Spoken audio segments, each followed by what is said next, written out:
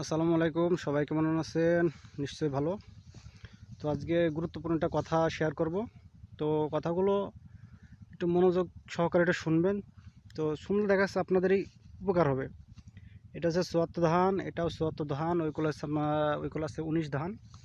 তো চুয়াত্তর ধান যেহেতু ফোলার মুখে মুখে কেবল দেখা যাচ্ছে ফোলা শুরু করেছে, এখনও বাকি আছে। আজকে বিষ আমার কাছে আছে, আমি বিষ যেহেতু আজকে দেবো না, যেহেতু আমি কলাতে বিষ দিয়ে আসলাম, কলা মানে মোটা করার জন্যে। তো এই বিষটা ধানও ব্যবহার করতে পারবেন, সমস্যা হবে না, যেহেতু এটা ফুল ফলের কাজ করবে এবং ফলন বৃদ্ধি করবে।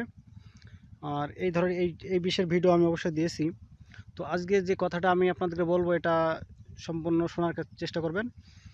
যাদের ধানের শীষ এখন বের হচ্ছে, মানে সম্পূর্ণ বের হয়ে দাঁড়ায়নি, সম্পূর্ণ বের হয়ে দাঁড়িয়ে গেলে সে আলাদা কথা, আর সম্পূর্ণ বের হয়নি, দেখা যাচ্ছে কেবল ফোলা শুরু করেছে, ওই সময় আপনারা কীটনাশক মাজরা বিষ, মানে মাজরা দমন করার জন্য বিষ দেবেন, আর সাথে পাতা বিষ দেওয়ার চেষ্টা করবেন, যে ফড়িং মারার জন্যে। তো এই তিনটা বিষ একসাথে স্প্রে করে দেবেন। দেখা যাচ্ছে আপনার পচা লাগা বিষটা দিতে পারেন, যাতে আপনার কোনো সমস্যা হবে না। তো বিষটা দেবেন আপনার বিকালে বা সকাল টাইমে দিতে পারেন, যেহেতু রোদের সময় বিষটা দেবেন না।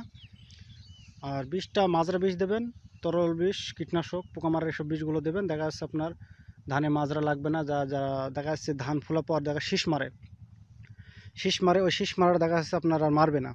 তো আমি এইভাবে দিই, কিন্তু আমি দেখেছি যে আমি যে পরিমাণে দিই, মানে আমি যেভাবে দিই, আমার শীষ খুব কম মারে, মানে সীমিত বলতে সারা ভুঁই খুঁজে দেখা যাচ্ছে 300 কি এরকম শীষ পাওয়া যায়।